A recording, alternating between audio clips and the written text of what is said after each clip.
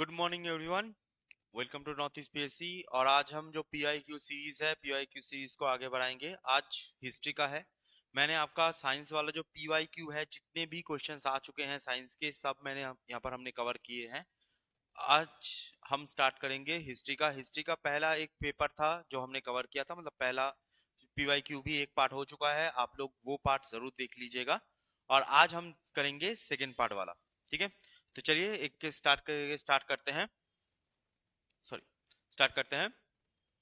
तो पहला क्वेश्चन ये है that national motto of the India Satyameva Jayate.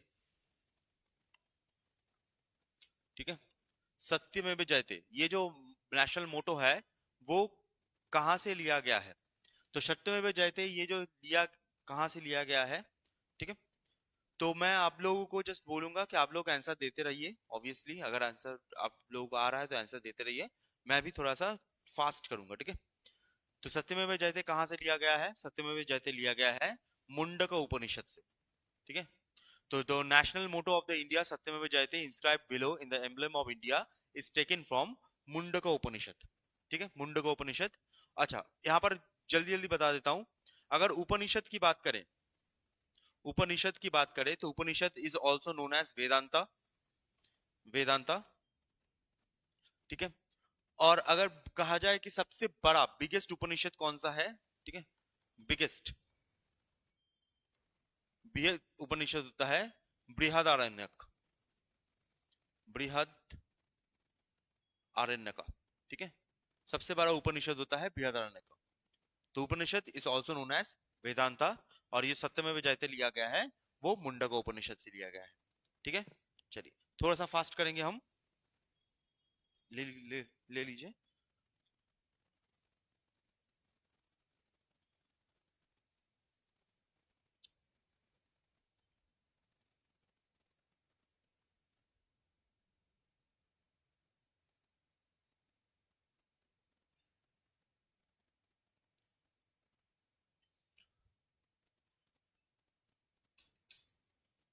ठीक है, चलिए नेक्स्ट क्वेश्चन पे चलते हैं। नेक्स्ट नेक्स्ट क्वेश्चन है द नागारा, दाविरा एंड वेसेरा, ये होते क्या है? नागारा, दाविरा एंड वेसेरा। तो ये फॉरेस्टर 22 का क्वेश्चन है। तो नागारा, दावरा, सॉरी, द्राविड़ा एंड वेसेरा ये असली में होते क्या हैं? तो this are the main three styles of Indian temple architecture. तो नागारा, दाविरा एंड वेसेरा क्या होते हैं? Nagara, Dravida, Vesara is the three main style of temple architecture. जैसे तीन स्टाइल्स होते हैं। ठीक है, तो इनमें कुछ बेसिक बेसिक डिफरेंस भी होते हैं, बहुत सारे बेसिक बेसिक डिफरेंस होते हैं। लेकिन एक टेम्पल जो आर्किटेक्चर है, जो टेम्पल आर्किटेक्चर है उसका बेसिक एक चीज याद रखिएगा, एक बेसिक चीज। सबसे पहले जो पोर्शन होता है वो होता है आपका ये वाला। सबसे पहले जो होता है दिस नोन एज अर्धमंडप। अर्धमंडप, ठीक है। उसके बाद अर्धमंडप के बाद एक और पोर्शन होता है, तो दिस इज नोन एज मंडप। मंडप, ठीक है। तो सबसे पहला होता है अर्धमंडप, उसके बाद होता है मंडप। अच्छा, उसके बाद ये वाला जो पोर्शन होता है, एक और खाली जगह रहता है, इसे हम बोलते हैं अंतराल। इसे हम बोलते हैं अंतराल। और ये वाला जो पोर्शन होता है, जो लास्ट पोर्शन होता है, दिस इज नोन एज गर्भगृह। गर्भ, ये सॉरी, ग्रह लिखा थी मैंने, गर्भगृह। गर्भगृह, ठीक है। गर्भगृह का मतलब होता है जहां पर भगवान होते हैं। अब इस गर्भगृह के ऊपर हमेशा आपको एक ऐसा स्ट्रक्चर मिलेगा, ऐसे ऊंचा स्ट्रक्चर मिलेगा, इसको कहा जाता था शिखर। एक स्ट्रक्चर मिलेगा, शिखर। अब ये जो शिखर होता है ये अलग अलग जगह पर अलग अलग नाम से बताया जाता है। जैसे मान लीजिए, अगर एक स्टाइल में इसको कहा जाता है शिखर, एक स्टाइल में कहा जाता है इसको विमान। ठीक है, विमाना। तो अलग अलग नाम होता है, बट चीज यही होती है। सबसे पहले अर्धमंडप, मंडप, अंतराल, गर्भगृह, ये टेम्पल का स्ट्रक्चर होता है नॉर्मली। अगर आप द्राविडियन स्टाइल में देखो तो द्राविडियन स्टाइल में यहाँ पर एक गेट होता है जिसको कहा जाता है गोपुरम। ठीक है, तो यहाँ पर एक गेट होता है जिसको कहा जाता है गोपुरम। गोपुरम। और यहां पर इस पूरे जगह पर आपको एक जो बुल है वो आपको मिलेगा, या तो एकदम बाहर मिलेगा या तो मंडप के अंदर मिलेगा, अंतराल के यहां पर मिलेगा या मंडप के इधर मिलेगा। तो ये जो बुल होती है इसको कहा जाता है नंदी। तो अलग अलग स्टाइल में अलग अलग जगह पर मिलता है, ठीक है। तो ये बेसिक से स्ट्रक्चर होता है हमारे मंदिरों का या फिर टेम्पल का। तो Nagara, Dravida and Vesara are the three main styles of temple. Temple style जी, एकदम सही। चलिए नेक्स्ट क्वेश्चन पे चलते हैं।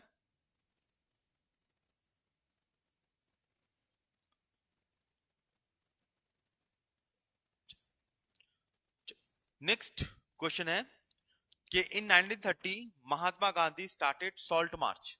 तो महात्मा गांधी ने सॉल्ट मार्च स्टार्ट किया था, या फिर आपने सुना होगा that salt march is also known as Dandi march, है ना, डांडी मार्च।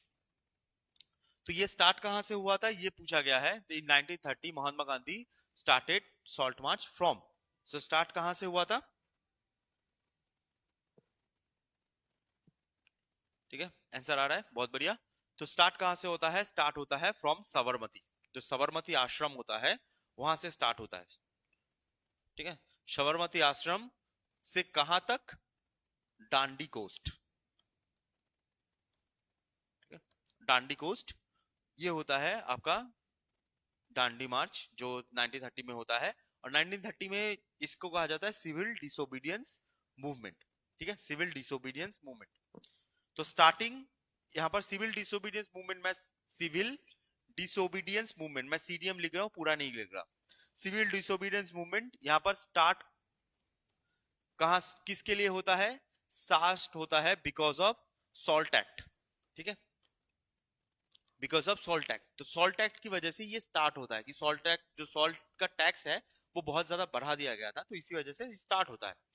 और इसका एंड कहां से होता है, इसका एंड होता है गांधी आरविन पैक्ट, ठीक है। इसका एंड कहां पर होता है, इसका एंड होता है गांधी आरविन पैक्ट, ठीक है। स्टार्ट होता है सॉल्ट एक्ट से और गांधी आरविन पैक्ट से ये खत्म होता है इन 1931। Okay,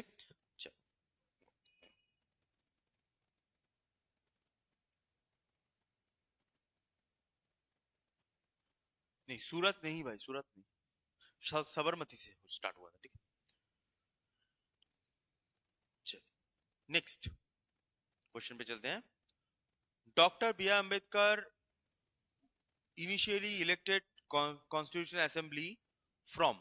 doctor B R Ambedkar कहां से इनिशियली कॉन्स्टिट्यूशनल असेंबली में आए थे,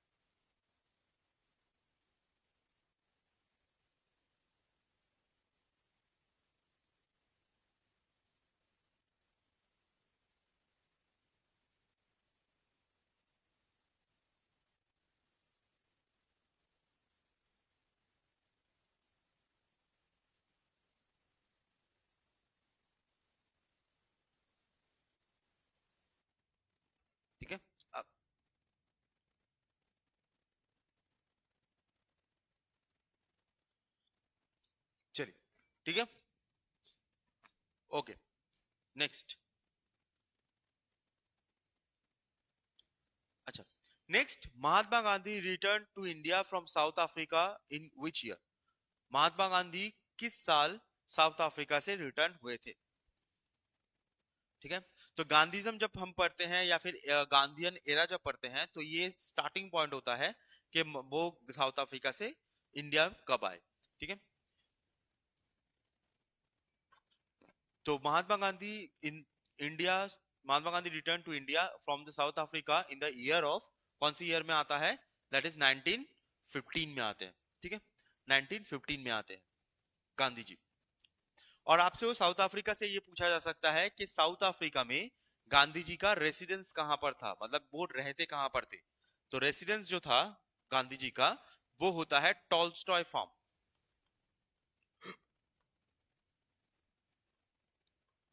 ठीक है, टॉल्स्टॉय फार्म, वो रहते थे टॉल्स्टॉय फार्म में। पहला सवाल। दूसरा सवाल जो आपसे पूछा जाएगा, जो आपको पूछा जा सकता है, ठीक है, पहला सवाल। दूसरा सवाल कि गांधी जी के जो बुक्स हैं, जो बुक है गांधी जी का जो खुद का बुक है, तो वो उस बुक का नाम क्या होता है? या ऑटोबायोग्राफी जो होती है वो ऑटोबायोग्राफी का नाम क्या होता है? तो इसका नाम होता है my experiment with truth. Experiment with truth. ठीक है, दूसरा। तीसरा सवाल जो पूछा जा सकता है कि इन जालियन वाला बाग केस, ठीक है, जालियन वाला बाग मैसेकर, जालियन वाला बाग केस, जालियन वाला बाग केस में गांधी जी ने कौन सा जो अवार्ड है उसको वापस कर दिया था? गांधी जी को मिला था लेकिन गांधी जी ने वो कौन सा अवार्ड है जो वापस कर दिया? तो गांधी जी ने रिटर्न किया था, गांधी जी ने रिटर्न किया था काइजर हिंद, काइजर हिंद। ठीक है, गांधी जी ने रिटर्न किया था काइजर हिंद। एंड 1915 में, 1915 में गांधी जी के पॉलिटिकल गुरु कौन थे? पॉलिटिकल गुरु, गांधी जी के पॉलिटिकल गुरु कौन थे? तो उनका नाम होता है गोपाल कृष्ण गोखले। गोपाल कृष्ण गोखले। ठीक है, ये जो गांधी जी के बेसिक इंफॉर्मेशन है, बेसिक इंफॉर्मेशन छोड़ के आपको ऐसा सवाल पूछा जा सकता है जब गांधी जी आए थे। जी, गोपाल कृष्ण गोखले, एकदम बहुत बढ़िया। ठीक है, जब गोपाल जो 1915 में आए, वो 1915 में, तब गोपाल कृष्ण गोखले ने उनको कहा था अगर आप इंडिया जानना चाहते हो तो आप इंडिया एक बार घूमो, तब आप इंडिया जानोगे। तो गांधी जी 2 साल पूरे इंडिया हर जगह पर वो गए, घूमे।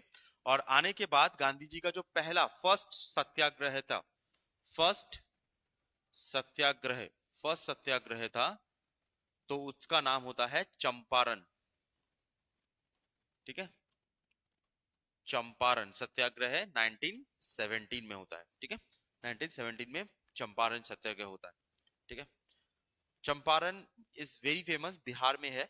और चंपारण फेमस हमारे लिए इसलिए है, मेरे लिए एटलीस्ट इसलिए है कि चंपारण में एक डिश मिलती है that is known as Champaran chicken या फिर चंपारण मटन। आय हाय हाय, कभी खा के देखना, आय हाय, दिल को शांति मिल जाएगी। ठीक है,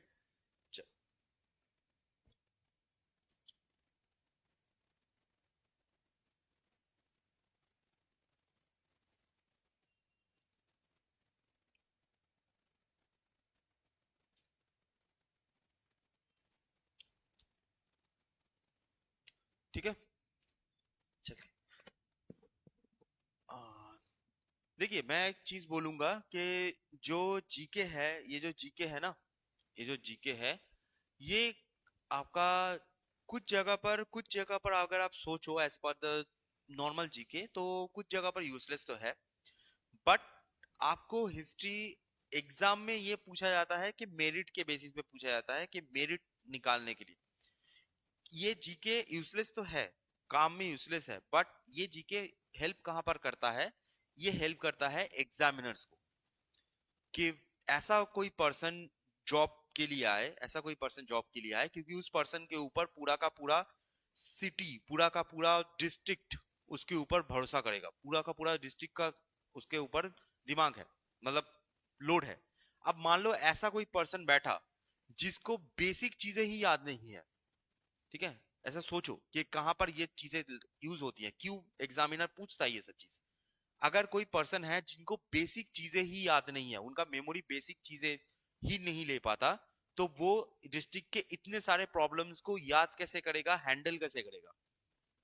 पहला चीज तो ये। दूसरा चीज ये है कि हम हिस्ट्री इसलिए नहीं पढ़ते क्योंकि एग्जाम देना है। ऑब्वियसली मैक्सिमम अभी सब हिस्ट्री इसलिए पढ़ते हैं, एग्जाम देना है। बट एग्जामिनर या फिर जो इंटरव्यूअर होता है ना, वो सिर्फ ये नहीं सोचना चाहता कि वो हिस्ट्री पढ़ के आया है, वो ये भी सोचता है कि जो हिस्ट्री के पीछे की जो लॉजिक है वो उसको पता है कि नहीं। जैसे गांधी जी 1915 में आए, अच्छी बात है, 1917 में चंपारण सत्याग्रह हुआ, ये 2 साल आपको पता है, ये अगर एग्जाम छोड़ दो आपका कोई काम में नहीं आने वाला। लेकिन वो 2 साल में उन्होंने किया क्या, इंडिया घूमे, इंडिया के प्रॉब्लम्स को उन्होंने जाना। अगर हमको पूछा जाए कि गांधी जी ने तो घूम के आए हो, तो गांधी जी के जो इंडियन के प्रॉब्लम्स जो उस समय थे, आज भी क्या इंडियन प्रॉब्लम सेम है? तुम जवाब क्या दोगे? तो यहाँ पर कुछ क्वेश्चंस हैं भाई जो सच में यूजलेस है, बट जो एग्जामिनर है ना, जो ऑफिसर बनेगा, वो ऑफिसर सिर्फ इसलिए नहीं बनता कि वो पास करके आया है। ऑफिसर के ऊपर बहुत सारी रिस्पॉन्सिबिलिटीज भी होती है।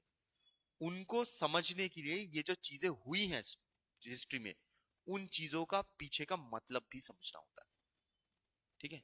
तो आप जब यूपीएससी एपीपीएससी दोगे ना, तो उसका मतलब भी जानना होता है, ठीक है। बाकी ये तो एग्जाम के लिए है भाई, एग्जाम के लिए तो पढ़ना है। चलो नेक्स्ट होता है द बैटल ऑफ बक्सर, ठीक है, battle of Buxar. 14 battle of Buxar कब होता है? तो बैटल ऑफ बक्सर होता है इन 1764, 1764 बैटल ऑफ बक्सर होता है 1764। अच्छा, बैटल ऑफ बक्सर में कौन कौन थे? तो बैटल ऑफ बक्सर में 3 पर्सन थे। एक थे मीर कासिम, एक थे मीर कासिम, ये कहां से थे? ये थे बंगाल से, ठीक है। एक थे सुजा उद्दौला, सुजा उद्दौला, सुजा उद्दौला कहां से थे? अवध, अवध मतलब आज का जो यूपी वाला पोर्शन है, ठीक है। और तीसरे कौन थे? तीसरे थे शाह आलम, शाह आलम टू, शाह आलम टू कौन थे? वो मुगल थे। तो ये 3 पर्सन के साथ लड़ाई किसकी होती है? लड़ाई होती है ब्रिटिश की, ब्रिटिश की। और जब भी बैटल ऑफ बक्सर होता है, तो बैटल ऑफ बक्सर के बाद आपको 2 चीजें याद रखनी है ऑब्वियसली। पहला होता है, यहां पर होती है treaty of Allahabad, treaty of Allahabad, ठीक है, ट्रीटी ऑफ अलाहाबाद पहला। कि बैटल ऑफ बक्सर के बाद कौन सी ट्रीटी होती है? वो होती है ट्रीटी ऑफ अलाहाबाद 64-65 में। और दूसरी चीज याद रखनी होती है कि इसके बाद इन 1765 ब्रिटेन को मिलता है दीवानी राइट्स, ठीक है, दीवानी राइट्स। दीवानी राइट्स का मतलब होता है the right to tax collection, right to tax collection. अगर आप में से कोई है जिसको मैंने पढ़ाया है, तो मैंने हमेशा कहा है कि उस समय का इंडिया आज का इंडिया में बहुत डिफरेंस है। उस समय का इंडिया इस बेसिस पे चलता था कि टैक्स का पैसा किसके पास है, जिसके पास टैक्स का पैसा है असली पावर उसके पास है, ठीक है। तो टैक्स कलेक्शन दीवानी राइट्स मिलता है 1765 में, कहां पर? इन बंगाल, बिहार एंड ओडिशा, ठीक है।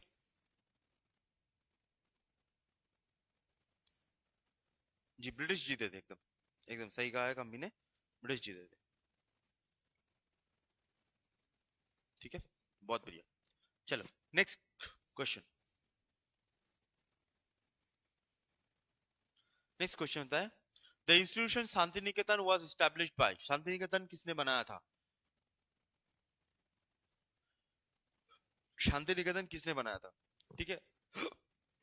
आप लोग ये आंसर देते रहो, मैं कुछ इंस्टीट्यूशन नाम बता देता हूँ, जो इंस्टीट्यूशन आपको पूछा जाता है, जो सोशल रिफॉर्म इंस्टीट्यूशन भी होता है, ठीक है। कुछ इंस्टीट्यूशन बता देता हूँ। जैसे अगर आपसे पूछा जाए ब्राह्मो समाज, ब्राह्मो समाज किसने बनाया था? ब्राह्मो समाज दैट इज राम मोहन रॉय, राम मोहन रॉय। ठीक है, नेक्स्ट होता है सत्य शोधक समाज। सत्य शोधक समाज किसने बनाया था? ज्योतिबा फूले। ज्योतिबा फूले। नेक्स्ट होता है आर्य समाज। आर्य समाज किसने बनाया था? दयानंद सरस्वती। सरस्वती। नेक्स्ट आर के मिशन, रामकृष्ण मिशन, आर के मिशन। ठीक है, ये किसने बनाया था? विवेकानंद।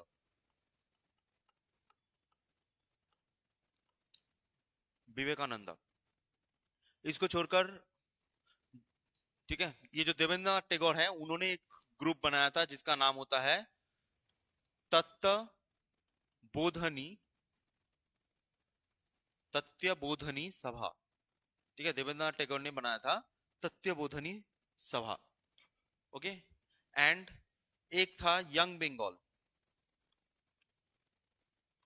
यंग बंगाल, यंग बंगाल किसने बनाया था? डिरोजियो।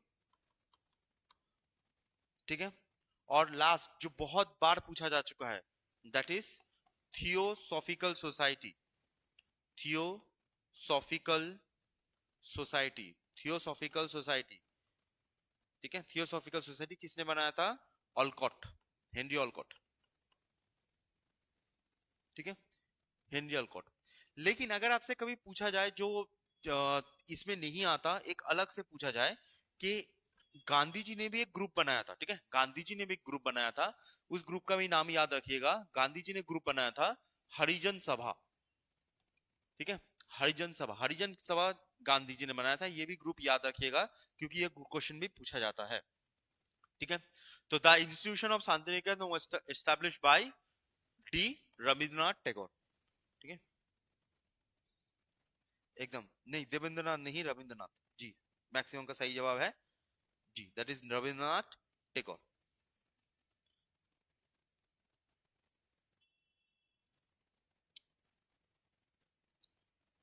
ठीक है, चलिए बहुत बढ़िया। ठीक है, स्क्रीनशॉट ले लो अगर, लेकिन बैठ गया, स्क्रीनशॉट ले लीजिए। चलिए नेक्स्ट, नेक्स्ट क्वेश्चन होता है when British tried to annex small state of Kittur, anti-British resistance movement was launched by Queen। कौन सी क्वीन थी? ठीक है, कौन सी क्वीन थी जिन्होंने किट्टूर, ठीक है, किट्टूर, ये जो किट्टूर है, तो किट्टूर में जो एंटी ब्रिटिश मूवमेंट को उन्होंने बनाया था।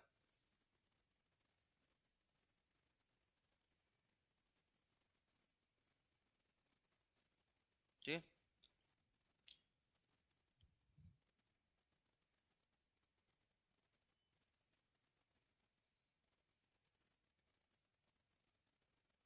चलिए ये वाला क्वेश्चन बहुत ही मजेदार है, आपको मैं देता हूँ 30 सेकेंड ये वाला भी।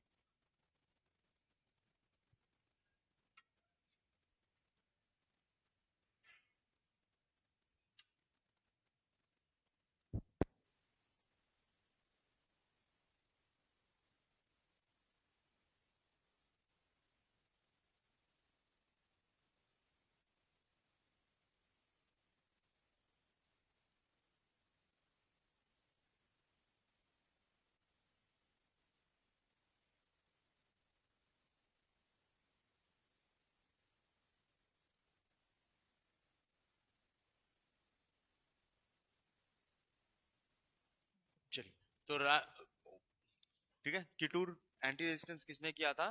दैट इज रानी चन्नम्मा जी, रानी चन्नम्मा। ये वाला अटक गया इधर।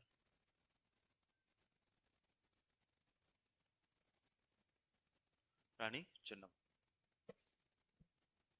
ठीक है, अच्छा, और दो रानियों का नाम याद रखिएगा, और दो रानी मतलब और दो जो रानी है उनका नाम याद रखिएगा क्योंकि क्वेश्चन पूछा जाता है। तो नॉर्मली ब्रिटिश रेजिस्टेंस में रानी चन्नम्मा जो है वो किट्टूर से है। इनको छोड़कर दो और नाम याद रखिएगा, जो एक नाम आप जानते ही हो, जानते हो। ठीक है, एक तो होती है झांसी, तो झांसी में होती है लक्ष्मीबाई, ये तो आपको पता है लक्ष्मीबाई। और दूसरा होता है आपका लखनऊ। लखनऊ, तो लखनऊ में होती हैं हजरत महल, ठीक है। एक होती है झांसी और एक होती है हजरत महल।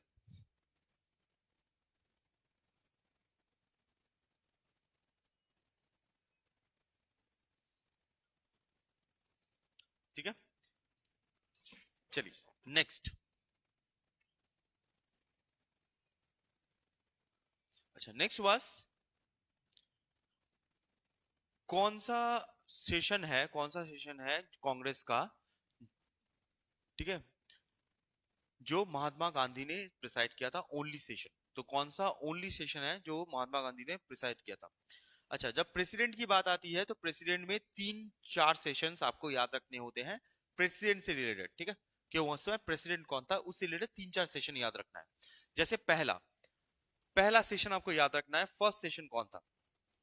फर्स्ट सेशन, तो फर्स्ट सेशन में होता है डब्ल्यू सी बैनर्जी, ठीक है, डब्ल्यू सी बैनर्जी पहला सेशन। दूसरा, अगर आपको पूछा जाए कि 1929 लाहौर सेशन, लाहौर सेशन, तो इसमें कौन थे? इसमें थे जवाहरलाल नेहरू, इसमें थे जवाहरलाल नेहरू। और दो सेशन पूछा जाता है, that is known as Haripura and Tripuri, Haripura and Tripuri, ठीक है, ये दो सेशंस हैं। इन दो सेशंस के कौन थे?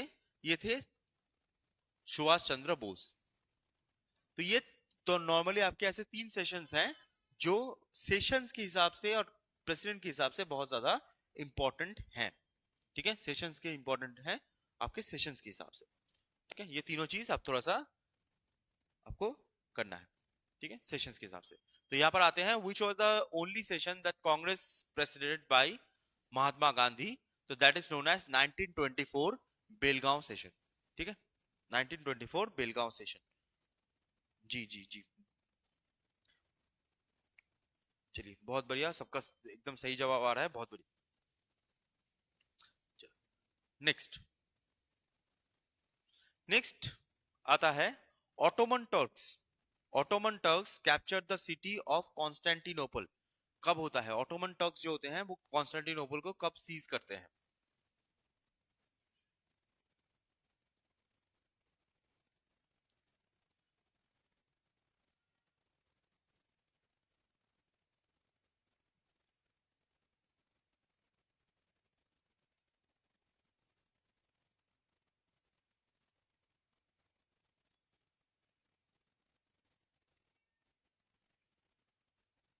ठीक है, तो ऑटोमन टर्क्स कॉन्स्टेंटिनोपल को कब सीज करते हैं? That is 1453। 1453 fall of Constantinople होता है। अब ये जो कॉन्स्टेंटिनोपल था, तो यहां से दो चीजें आपको याद रखनी है। पहला, ये कौन से एम्पायर में आता था? ये आता था बाइजेंटाइन एम्पायर, ठीक है, बाइजेंटियन एम्पायर, बाइजेंटाइन एम्पायर इसमें आता था। और दूसरा, present day Constantinople, present day कौन सा सिटी है, या प्रेजेंट डे कौन सा सिटी है? तो that is known as Istanbul. Istanbul जो टर्की में होता है, इस्तांबुल जो टर्की में होता है, ठीक है। तो कॉन्स्टेंटिनोपल प्रेजेंट डे इस्तांबुल है, जो यूरोप और एशिया के बीच वाला सिटी है, ठीक है, यूरोप और एशिया को जोड़ने वाला जो सिटी है that is known as Istanbul.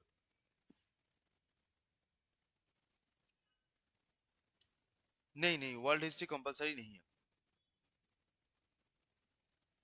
ठीक है, वर्ल्ड हिस्ट्री कंपलसरी नहीं, ठीक है। 1498 आपको पता होगा, वास्को डा गामा इंडिया आए थे। 1526 फर्स्ट बैटल ऑफ पानीपत होता है, ठीक है, फर्स्ट बैटल ऑफ पानीपत होता है। चलिए next question.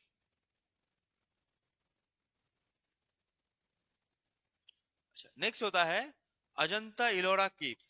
Ajanta Ellora caves ये कहां पर है?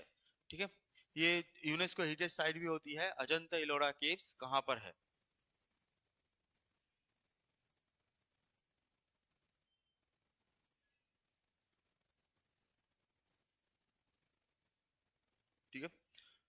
तो Ajanta Ellora caves were located in which following state, that is known as Maharashtra. Ajanta Ellora caves होते हैं महाराष्ट्र। ओके, अब जब केव्स की बारी आती है तो दो केव्स आपको याद रखने हैं, दो caves apart from Ajanta Ellora, दो केव्स याद रखने हैं। तो सबसे पहला होता है उदयगिरी खंडगिरी। तो सबसे पहला होता है उदयगिरी एंड खंडगिरी। उदयगिरी खंडगिरी ये दोनों कहां पर होते हैं, उड़ीसा। और एक होता है बहुत ही famous, that is known as Bhimbetka cave. Bhimbetka cave ये कहां पर होता है, ये होता है मध्य प्रदेश या एमपी। ठीक है, भीमबेटका केव मध्य प्रदेश या फिर एमपी।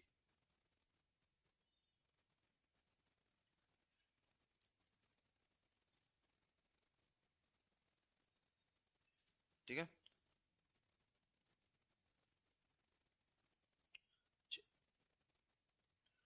तुक्का मार के करेक्ट हो गया तो बढ़िया बात है भाई, प्रॉब्लम। लेकिन तुक्के में हर जगह पर तो काम नहीं होगा, आपको तो खुद से पढ़ना ही पड़ेगा, कुछ नहीं कर सकते, खुद से तो पढ़ना ही पड़ेगा ना। चलिए नेक्स्ट क्वेश्चन पे चलते हैं।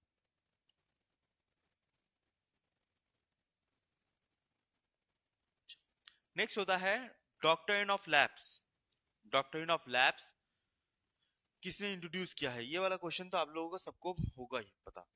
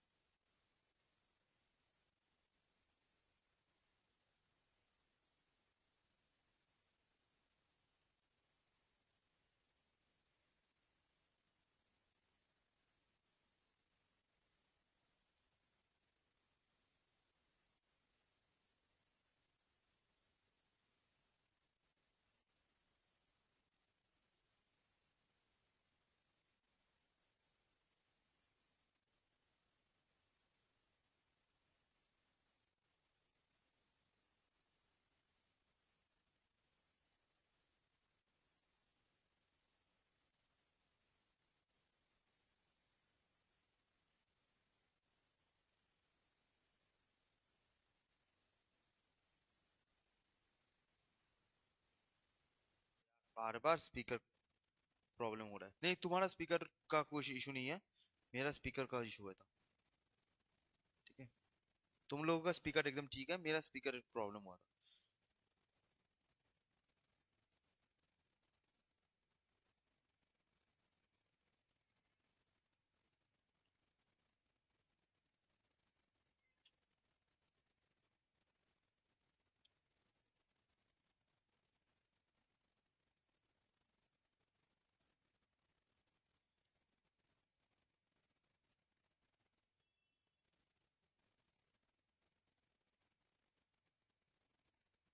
आप लोगों का स्पीकर एकदम ठीक है, मेरा स्पीकर का थोड़ा सा इशू था, अभी ठीक हो गया होगा।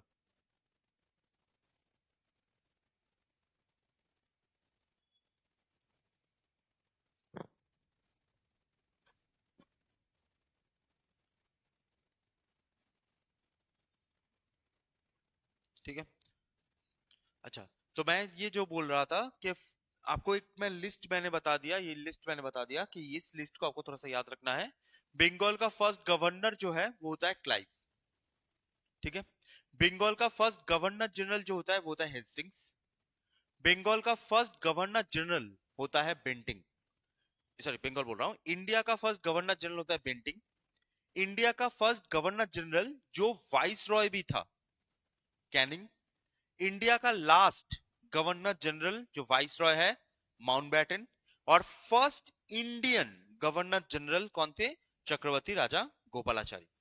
ठीक है, चक्रवर्ती राजा गोपालाचारी। ये लिस्ट है। ओके,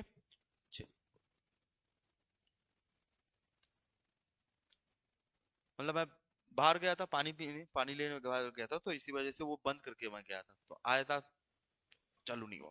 अच्छा, मैं भूल गया। Which place Vasco da Gama reached first in India 1498? तो 1498 में वास्को डा गामा कहां पर आए थे?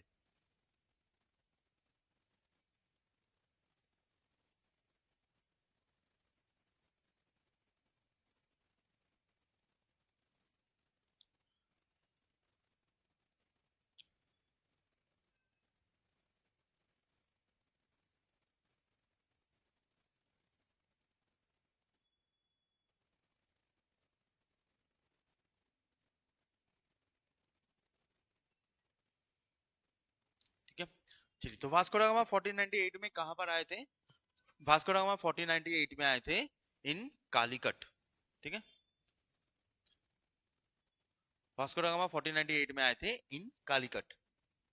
ओके, जो केरला में है, कालीकट जो केरला में है। अब वास्को डा गामा 1498 में आपको एक चीज छोटा सा जस्ट याद रखना है कि वास्को डा गामा जब 1498 में आए थे, ठीक है, आए थे, तो वो अफ्रीका के नीचे से आए थे। तो अफ्रीका के नीचे एक जगह है, दो पहाड़ों के बीच जो पानी होता है ना, तो उसे बोलते हैं केप। तो वहां पर एक जगह है जिसको कहा जाता है Cape of Good Hopes. Cape of Good Hopes. अगर आपसे कभी पूछा जाए क्वेश्चन के, क्वेश्चन अगर पूछा जाए कि केप ऑफ गुड होप्स किसने नाम दिया था, तो वो वास्को डा गामा दिया था।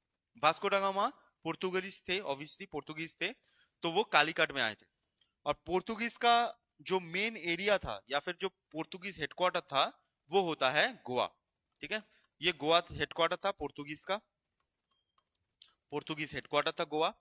एंड गोवा इंडिया से लिबरेट कब होता है या फिर आजाद कब होता है, ये अगर आपसे पूछा जाए कि इंडिया से आजाद कब होता है, तो इंडिया से आजाद होता है 1961। तो गोवा जो होती है वो इंडिया से आजाद कब होती है? 1961। Portuguese was first to arrive and last to leave, ये चीज जरूर याद रखिएगा। Portuguese was first to arrive and last to leave.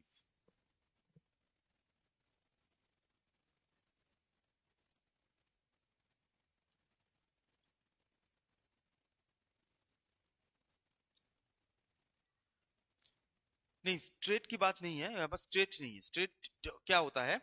जब दो बड़े लैंड मास को एक पतली सी लाइन ऑफ वाटर जोड़ती है, तो उसको हम बोलते हैं स्ट्रेट। लेकिन क्या होता है, जैसे मान लो कि ऐसे ये वाला ऐसा एरिया है, आप यहां से जा रहे हो, और यहां से जाते जाते क्या होता है कि यहाँ पर एक ऐसा पहाड़ जैसा आपको दिखेगा। ठीक है, ऐसा पहाड़ जैसा आपको दिखेगा, ऐसा पहाड़ जैसा है, और पहाड़ के बीच में से ऐसा खाली जगह है। ठीक है, आपको कुछ ऐसा दिखेगा, ऐसा खाली जगह है। आप इस खाली जगह से निकलोगे, तो ये जो पहाड़ जैसा जो जगह है, ये जो पहाड़ जैसा जगह है जहां से बीच में सब निकल जाओगे, इसे हम बोलते हैं केप। ठीक है, इसको कहा जाता है केप। तो यहाँ पर नाम दिया था केप ऑफ गुड होप। चलिए नेक्स्ट क्वेश्चन। अच्छा, ब्राह्मो समाज किसने बनाया था? अभी मैंने बताया था। ठीक है, जल्दी बताओ। ये सबका मैंने बताया है। ठीक है, अभी इसी थोड़े से पहले ही क्वेश्चन में सबका मैंने बताया है। ठीक है, जल्दी बताए।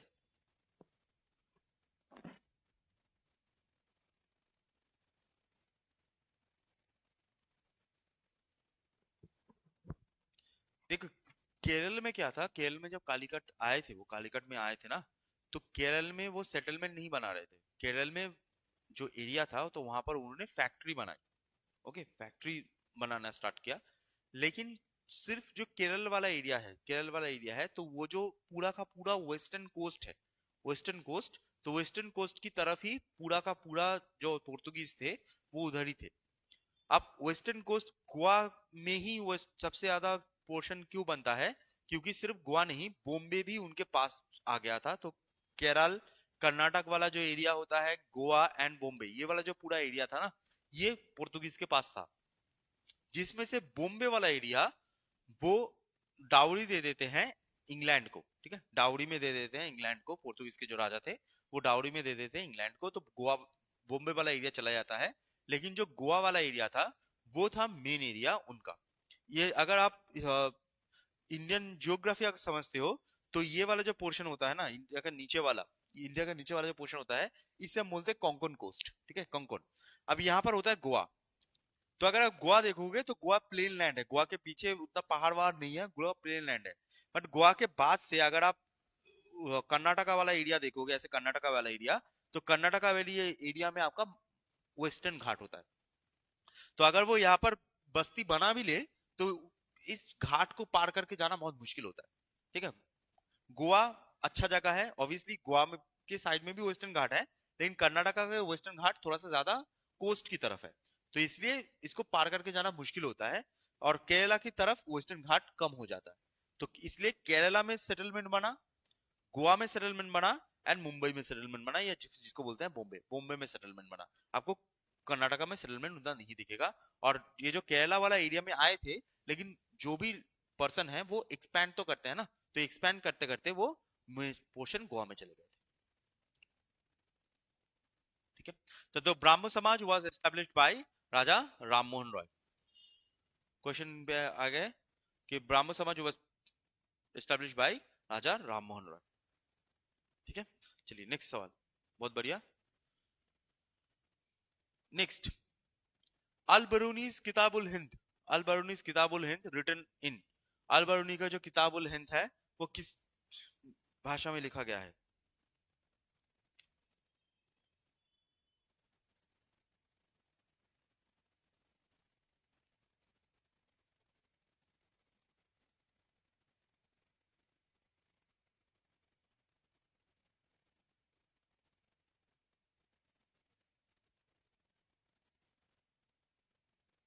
ठीक है,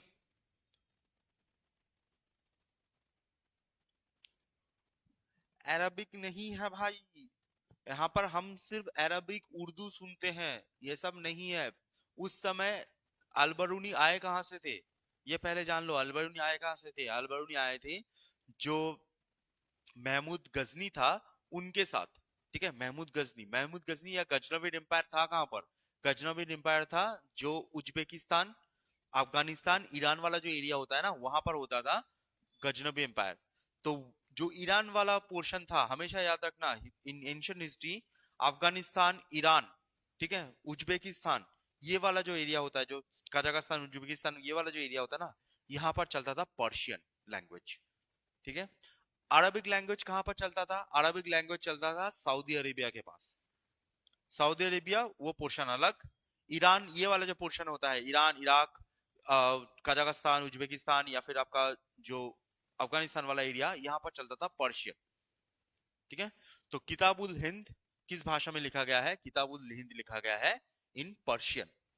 ये किताबुल हिंद, अलबरूनी किताबुल हिंद जो लिखा है, किसके साथ आया था? ये आए थे महमूद गजनी के साथ, महमूद गजनी।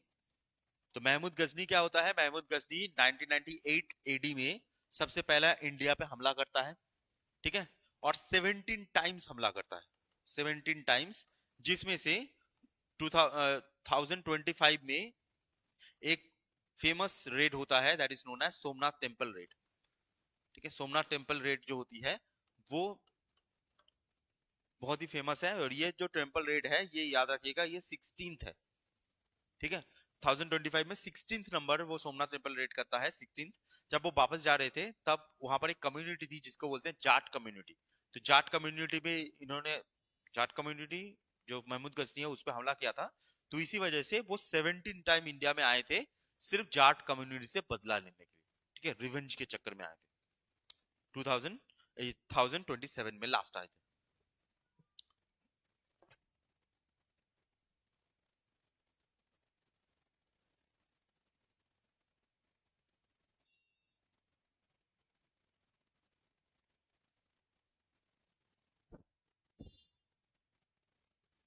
ठीक है,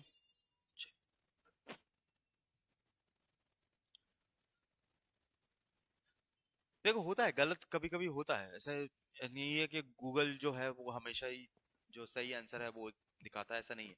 कभी कभी गूगल या चैट जीपीटी होते क्या है कि जो मेन आंसर है उसको वो दूसरा आंसर भी होता है। जैसे मान लीजिए पर्शियन है, पर्शियन से अरबिक में ट्रांसफर भी किया गया है, ठीक है, अरबिक में भी लिखा हुआ है, उसको वो ट्रांसफर करके उर्दू में भी लिखा हुआ है।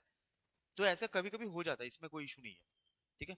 लेकिन फिर भी मैं एक बार अच्छे से चेक करके मैं आप लोगों को वो बता दूंगा, जितना दूर मुझे तो आइडिया है, मतलब पता है वो तो पर्शियन है, लेकिन मैं फिर भी आपको एक अच्छे से चेक करके बताता हूँ, ठीक है। अच्छा, चले, तो arrange the following events in the history of chronological order, ये सीएचएसएल का एक एग्जाम है, क्वेश्चन का क्वेश्चन, सॉरी एग्जाम का क्वेश्चन है कि invasion of the Alexander India में कब हुआ, in reign of Ashoka, accession of the Chandragupta Maurya and reign of Samudragupta. तो ये कब कब होता है, तो ये किस ऑर्डर में होगा, जल्दी बताइए किस ऑर्डर में होगा। साल बताने की जरूरत नहीं है, बट आपको अगर आपको पता है कि किससे पहले कौन आया था किसके बाद कौन आया था, आप आराम से बता सकते हो, साल बताने की भी जरूरत नहीं पड़ेगी इधर।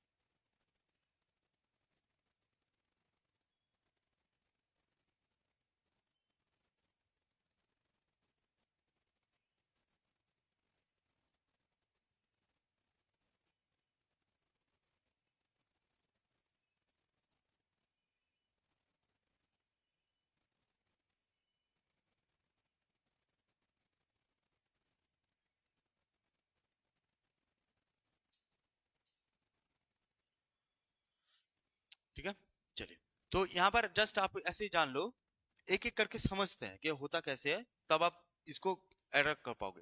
देखो इन्वेजन ऑफ द अलेक्जेंडर जो है ना, इन्वेजन ऑफ द अलेक्जेंडर, आप अगर डायरेक्ट इसका साल याद रख सकते हो तो बहुत बढ़िया।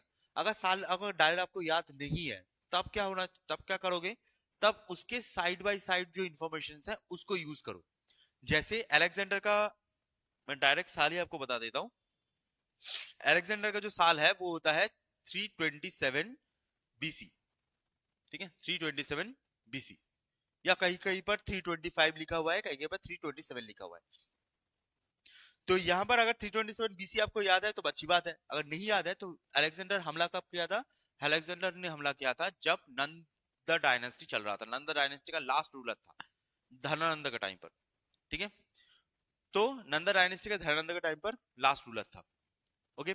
अच्छा, तो उसके बाद धनानंद के बाद आता कौन है, चंद्रगुप्त मौर्य, ठीक है। तो यहाँ पर चंद्रगुप्त मौर्य है, और यहाँ पर अशोका है, यहाँ पर समुद्रगुप्त है, ऐसे तीन है।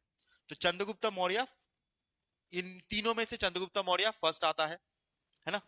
उसके बाद चंद्रगुप्त मौर्य का बेटा बिंदुसार, उसका बेटा अशोक, तो ये अशोक सेकंड आता है। और समुद्रगुप्त आता है बहुत बाद में, समुद्रगुप्त आता है अराउंड 335 एडी में, ठीक है, अलेक्जेंडर के 1000 साल के बाद, ठीक है, 1000 साल के बाद आता है, 1000 साल नहीं, 600 साल के बाद, सॉरी 600 ईयर्स के बाद समुद्रगुप्त आता है। अशोक कब आता है? अशोक आता है 268 बीसी, 268। एंड एलेक्सेशन ऑफ चंद्रगुप्त कब होता है? ये होता है 322 या 23, कहीं कहीं 22 है, कहीं कहीं 23 है बीसी।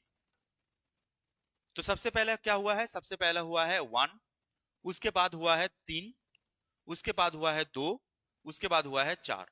कहां पर ऑप्शन है? 1 3 2 4, ये वाला डी।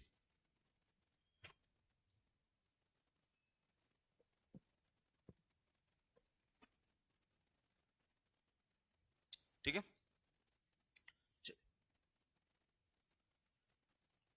तो अगर आपको डायरेक्ट साल याद है तो बहुत बढ़िया, अगर साल याद नहीं है तो उसका जो बाकी जो छोटे छोटे पोर्शंस है ना, उनको भी तो देखना है।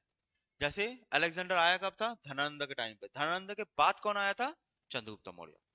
तो धनानंद का टाइम में पहली तो ये होगा, उसके बाद चंद्रगुप्त आएगा। चंद्रगुप्त का ग्रैंडसन था अशोक, तो अशोक तो इसके बाद ही आएगा। और समुद्रगुप्त तो गुप्ता एम्पायर में बहुत बाद। ठीक है, अच्छा नेक्स्ट कलिंग। नेक्स्ट आता है कलिंग। तो कलिंग कौन से स्टेट का नाम है? ठीक है, कलिंग कौन से स्टेट का नाम है आज? कलिंग कौन से स्टेट का नाम है? ठीक है, तो ये बहुत ही डायरेक्ट सवाल है, आप लोग आराम से कर सकते हो। तो कलिंग कौन से स्टेट का नाम है? That is known as Odisha. ठीक है, तो कलिंग आज ओडिशा का नाम है, कलिंग। अच्छा, कलिंग छोड़कर ओडिशा का एक और नाम हो, याद रखिएगा, एक और नाम होता है उत्कल। ठीक है, ये भी चीज याद रखिएगा, कलिंग छोड़कर ओडिशा का अलग नाम होता है उत्कल। ठीक है, द्राविड़ उत्कल बंग सुना है ना, जनगण मन। ठीक है, next next the code name used for police action to take in merge Hyderabad with the Indian union 1948 was. ठीक है, तो कौन? हैदराबाद के साथ जब इंडिया, मतलब इंडिया के साथ जब हैदराबाद मर्ज हो गया, आपको पता होगा जब 1947 आजाद हुआ ना, तो हैदराबाद, जूनागढ़ एंड कश्मीर, ये तो तीन स्टेट थे। इन तीन स्टेट ने कहीं से भी जाने मना कर दिया, मतलब ना वो इंडिया में जाना चाहते थे, ना वो पाकिस्तान में जाना चाहते थे, वो खुद इंडिपेंडेंट रहना चाहते थे। और ये जो तीन स्टेट है बहुत ही अमीर स्टेट थे, हैदराबाद, जूनागढ़ एंड कश्मीर। तो हैदराबाद ने क्या किया? हैदराबाद का जो मैक्सिमम जो प्रजा है वो थी हिंदू, और हैदराबाद के जो रूलर थे वो थे मुस्लिम्स। तो हैदराबाद ने एक आर्मी बनाई, मुस्लिम आर्मी बनाई, जिसको बोलते हैं रजाकार। ठीक है, रजाकार। तो एक मुस्लिम आर्मी उन्होंने बनाई, रजाकार की आर्मी बनाई। और ये जो रजाकार की आर्मी थी वो गांव के गांव, जो लोग बोल रहे थे कि इंडिया के साथ चले जाओ, गांव के गांव उन्होंने जला दिया, बहुत मर्डर हुआ, मास रेप हुआ। तो ऐसे जो रजाकार की जो आर्मी है वो बहुत ज्यादा टॉर्चर करने लगी। तो वहां पर इंडियन गवर्नमेंट क्या करती है? इंडियन गवर्नमेंट पुलिस एक्शन लेना स्टार्ट करती है। यहाँ पर तो पुलिस लिखा हुआ है, यहाँ आर्मी एक्शन होती है। और यहाँ पर छोटा सा एक बैटल होता है जिसको कहा जाता है ऑपरेशन पोलो। ठीक है, the code name used for the police action taken by to merge Hyderabad into Indian union is Operation Polo. ठीक है, तो ये हैदराबाद निजाम जो थे, हैदराबाद निजाम में के अगेंस्ट बनाया गया था। नेपच्यून स्टार, रेड स्टार ऐसा कुछ नहीं है, बट हाँ एक चीज याद रखिएगा, ऑपरेशन ब्लू स्टार क्या था? Operation blue star Indira Gandhi के टाइम पे हुआ था। ऑपरेशन ब्लू स्टार हुआ था गोल्डन टेम्पल, गोल्डन टेम्पल में। ठीक है, गोल्डन टेम्पल। तो गोल्डन टेम्पल में क्या होता है, और उस समय इंदिरा गांधी जब सरकार थी, तो गोल्डन टेम्पल में कुछ आतंकवादी घुस गए थे, पंजाबी आतंकवादी थे, जो वहां पर घुसे हुए थे, वो खालिस्तान की मांग कर रहे थे। तो इंडियन आर्मी एंड जो पंजाबी जो खालिस्तानी आतंकवादी थे, तो उनके साथ लड़ाई होती है। ठीक है, लड़ाई होती है, तो गोल्डन टेम्पल का एक जगह होता है, एक बिल्डिंग था जिसका नाम होता है अकाल तख्त। अकाल तख्त, अकाल का मतलब होता है जिसका कोई काल नहीं है, जिसका कोई टाइम नहीं है, मतलब भगवान, उनका सिंहासन, तख्त। ठीक है, तख्त मतलब सिंहासन होता है। तो अकाल तख्त एक बिल्डिंग था, तो वो पूरा का पूरा टूट जाता है उस समय। तो वो जो ऑपरेशन था गोल्डन टेम्पल में, जो ऑपरेशन था, उस ऑपरेशन का नाम था ब्लू स्टार। अब वो जो गोल्डन टेम्पल में अकाल तख्त टूट जाता है ना, तो इतना जो सिक्स कम्युनिटी है, उतना सेंटिमेंट को इतना ठेस पहुंचता है उनको, कि वो उस टाइम के जो प्राइम मिनिस्टर थी जिनका नाम था इंदिरा गांधी, उनके बॉडीगार्ड 2 सिख थे, उनके बॉडीगार्ड, ये जो ऑपरेशन ब्लू स्टार होता है उसके बाद उनके 2 बॉडीगार्ड्स उनको ही गोली मार देते हैं। और जब इंदिरा गांधी को गोली मार दिया जाता है, जब इंदिरा गांधी की डेथ हो जाती है, तो उस समय इंडिया में हिंदू मुसलमान छाड़ा, ठीक है, मतलब हिंदू मुस्लिम छोड़ के एक लौता अलग एक इकलौता अलग राइट होता है, that is known as Hindu Sikh right. ठीक है, हिंदू सिख राइट होता है पहली बार। जो सिख कम्युनिटी है उसको ढूंढ ढूंढ के मारा जा रहा था, तो सिख कम्युनिटी ने भी रिटेलिएट किया, तो वहां पर हिंदू सिख राइट होता है उस समय, जब इंदिरा गांधी की डेथ हो गई थी ऑपरेशन ब्लू स्टार की वजह से।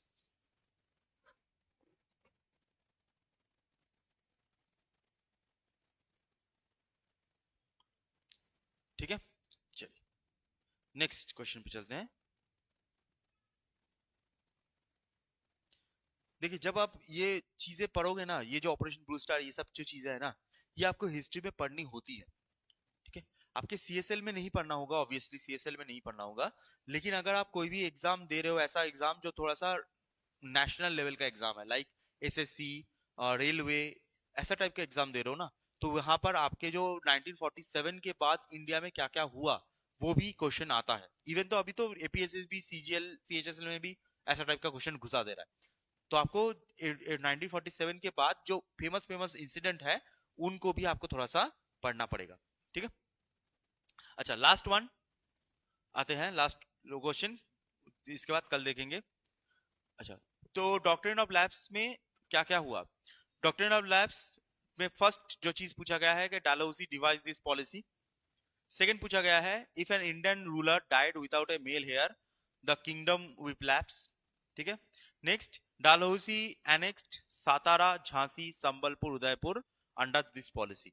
ठीक है, ये तीनों क्वेश्चंस हैं, ये तीनों क्वेश्चन है। तो तीनों क्वेश्चन में सबसे पहला डॉक्ट्रिन ऑफ लैब्स लाया गया है झांसी, तो ये वाला एकदम सही है। ओके, दूसरा, if an Indian ruler died without a male heir the kingdom will lapse, एकदम सही, ये भी सही है। और ये जो मेल हेयर है, ये जो मेल हेयर है, ये टेक्निकली खुद का होना चाहिए, एडॉप्टेशन से नहीं चलेगा। जैसे झांसी की रानी ना, झांसी की रानी हमने सुना होगा, तो उन्होंने जो झांसी है, तो उन्होंने एडॉप्ट करके रखा था एक बच्चा। ठीक है, एडॉप्ट करके रखा था, बट वो जब किंग मरे, गंगाधर राव नाम था शायद उनका, नारायण राव, मुझे याद नहीं है, तो जब वो किंग की डेथ होती है, तब वो जो बच्चा है वो किंग बनता है, बट उस किंग को माना नहीं जाता क्योंकि वो एडॉप्टेड है, तो मेल हेयर एडॉप्टेड भी नहीं चलेगा।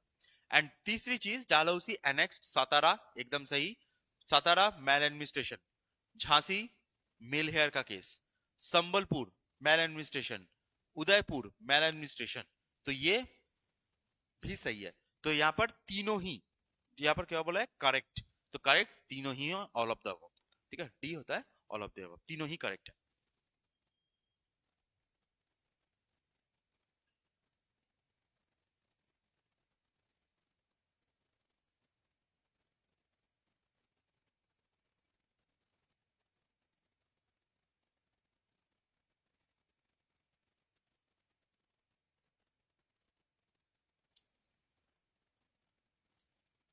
ठीक है, चलिए बहुत बढ़िया, एकदम बहुत बढ़िया। अच्छा, तो यहाँ पर आज यहाँ पर रखते हैं, कल इसको बाकी जो पोर्शन है कल हम खत्म कर देंगे, इसको कल खत्म करेंगे। अच्छा, एक और चीज बोल दूं, आप लोगों के शायद आ चुका है, बोल दूं, अगर आपका पॉलिटी है, पॉलिटी आपने पढ़ा हुआ है अच्छे से, तो बहुत बढ़िया, नहीं तो 12:30 से, मतलब 12:30 से एक मैं रिवीजन क्लास लूंगा पॉलिटी का आज। ठीक है, 1 and 1.5 आवर के आसपास होगा, ऑब्वियसली उससे ज्यादा नहीं होगा। तो वन 1 घंटा 1 1.5 घंटा का एक रिवीजन क्लास लूंगा, तो जितने भी इंपॉर्टेंट फैक्ट्स हैं, इंपॉर्टेंट जो चीजें हैं, वहां पर आपको मैं सब कुछ रिवीजन क्लास में हिसाब से बोल दूंगा। वहां पर कुछ भी मैं समझाऊंगा नहीं, इसके बाद वाला जो अभी जो क्लास होगा 12:30 से, वहां पर कुछ समझाऊंगा नहीं। जितना भी पोर्शन है रिवीजन के, जितने भी फैक्ट्स हैं, उन फैक्ट्स को मैं यहाँ पर आपको बता दूंगा कि कौन से फैक्ट्स आपको याद रखने हैं, जब आप एग्जाम में जाओगे तो कौन से फैक्ट्स याद रखने हैं। ठीक है, ये हर दिन चलेगा सैटरडे तक, कल शायद जियोग्राफी होगा, उसके बाद वाला दिन हिस्ट्री होगा, सब कुछ चलेगा, एक एक करके सब चलेगा। ठीक है, तो आज हम पॉलिटी स्टार्ट करेंगे 12:30 से। ठीक है, तो अगर आप पढ़ रहे हो तो बहुत बढ़िया, अगर नहीं, अगर आपका अप टू डेट नहीं है तो आप लोग ज्वाइन कर लीजिएगा, ठीक है, फेसबुक में ही होगा। थैंक यू, कल मिलते हैं और ये बाकी चीज कंप्लीट करते हैं।